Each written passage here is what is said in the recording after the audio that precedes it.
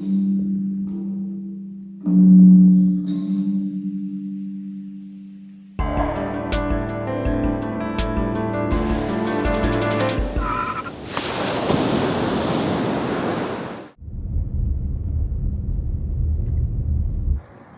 so today I'm out here at Luray Caverns in Virginia. I've never been here before, and my last cave experience was Carlsbad Caverns in New Mexico.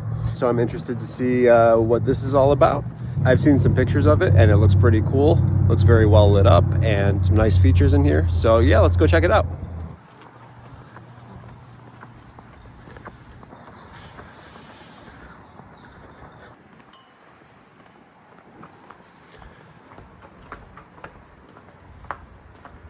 Well, this is quite a long entrance path right here. I'm kind of wondering how busy it normally gets. Like, is there a line that usually comes all the way through here? I'm here first thing in the morning, 9 a.m. It is March 1st, so I'm sure it's not like their busy season or anything.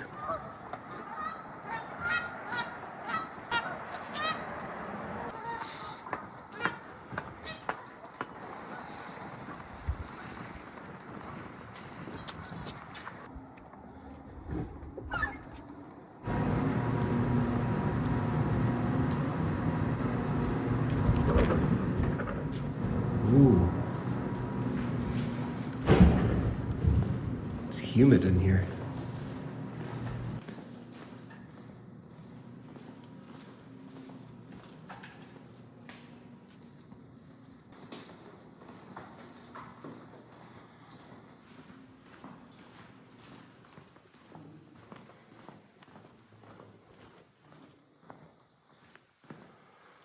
All right, so this is the amphitheater.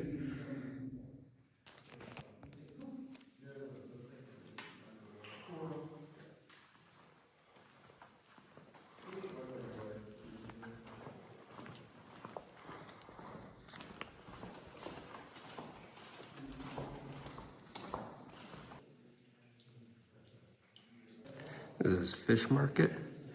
To the right of Natural Bridge Archway, which is this right here, I'm assuming, is a consecutive row of short curved formations, long, thin, and in such a perfect line, almost uniform in length, and explorers were reminded of an old-fashioned fish market.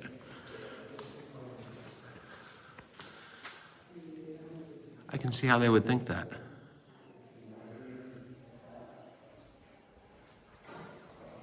So I normally keep like a lens protector over my camera's lens, basically just an extra piece of glass that goes over the lens. But it's so humid down here that as soon as I got down here, it started fogging up, so I had to remove it. Oh, this is a really neat area coming up. Oh, there's water here. It's all reflected perfectly, like mirror image. Check this out.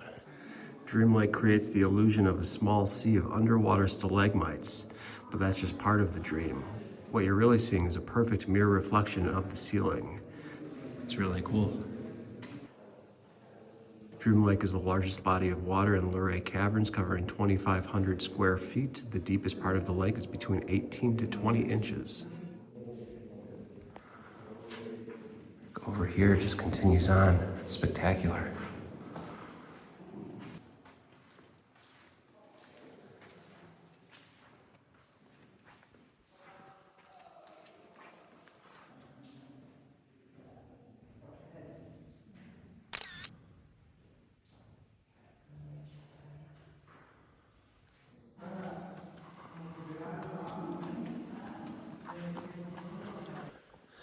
You see the chamber continues down this way.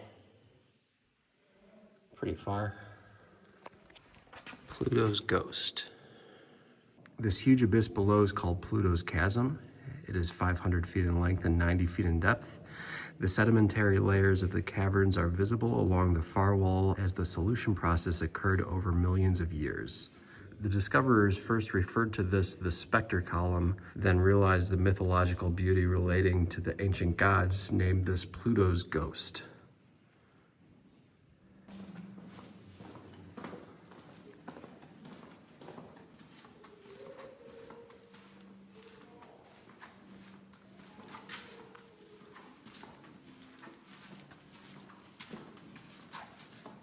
It's kind of interesting. My last cave experience at Carlsbad Caverns, the chambers were huge. There's some decent sized ones here too, but there's also sections where the ceiling is pretty low above my head, which is something I didn't see much at Carlsbad. Very cool so far.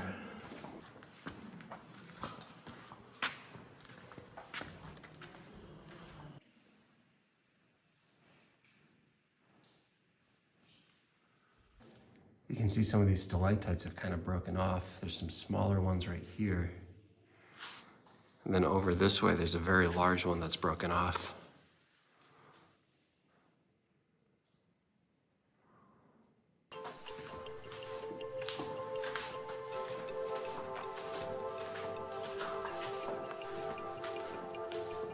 Okay, so this is Pluto's ghost again. It's a very cool formation. Columns are formed when the stalactites from above meet the stalagmites from below. Some green algae on some of these stalactites and stalagmites.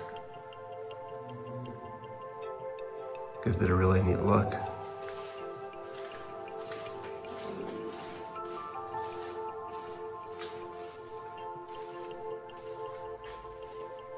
Titania's Veil. This area is the oldest part of the caverns. Rooms are larger and the formations are less active, yet more massive. Giant redwood and overlook.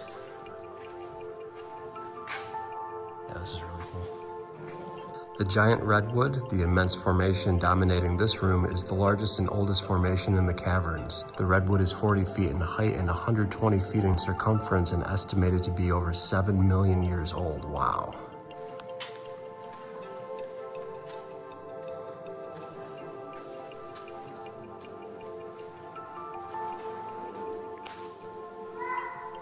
Wow, that's amazing.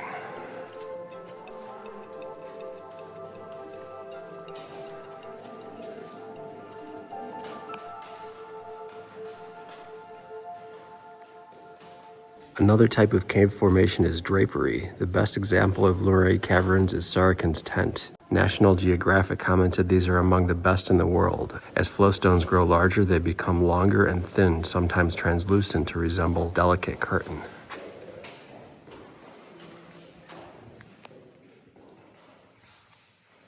You can really see that curtain effect right over here. It's really cool. There's a light on the other side of it and it's shining right through it.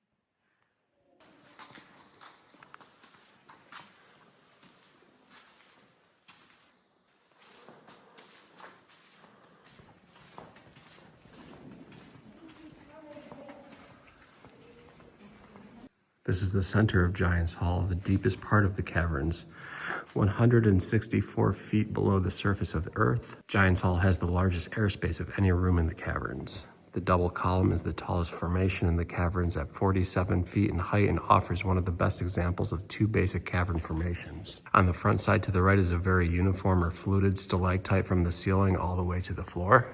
The left side is a stalagmite formed from the floor in distinct mounds or ridges almost all the way to the ceiling. They did not exactly meet, but are joined side by side. So that's really cool. One's a stalactite, one's a stalagmite. Stalagmites being the ones that come from the floor and go up, and stalactites being the one that come from the ceiling and go down. Very cool. Oh, it almost looks like a Christmas tree.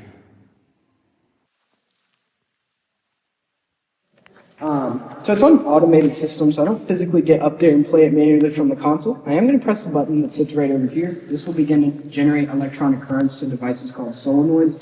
Cylinder-shaped rubber tip mouths, 37 of these spread out 3.5 acres of the entire cavern. This actually makes it the world's largest musical instrument. Throughout the performance, what's going to happen as the electronic current reaches the solenoid that it's attached to, inside of there are very tiny embedded crystals. Well, gently tap the cavern formation. Inside of there are very tiny embedded crystals that will begin to vibrate. The sound is then picked up by an amplifier. Since the speakers here in this room to be amplified, and they'll come out to you today. And the song you're hearing, it's called "A Mighty Fortress Is Our God" by Martin Luther. And other than that, I hope you enjoy it. Awesome, thank you.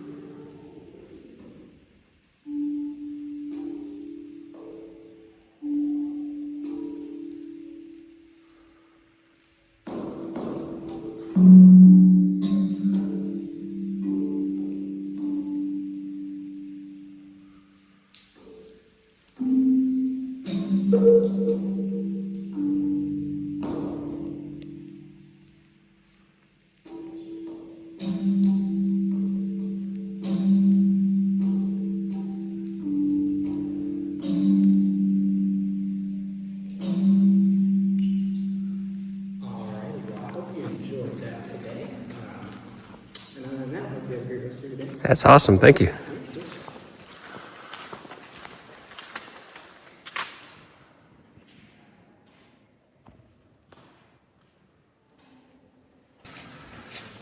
I have another sighting of Pluto's ghost here.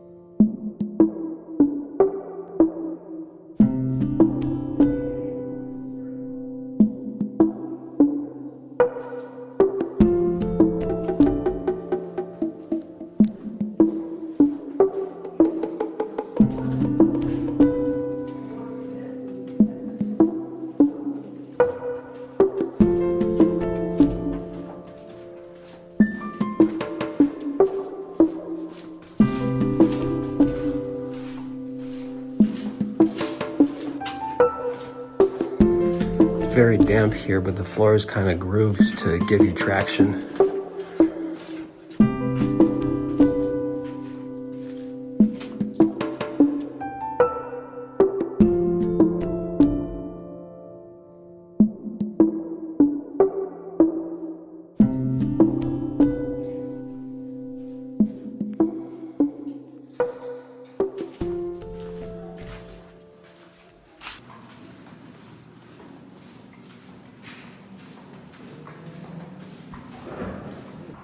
All right, well, that was a pretty amazing experience. That organ was awesome, wow. Yeah, I'm gonna be heading a bit further south today. I'm gonna continue the journey. I may stop at Natural Bridge, Virginia. Yeah, on to the next.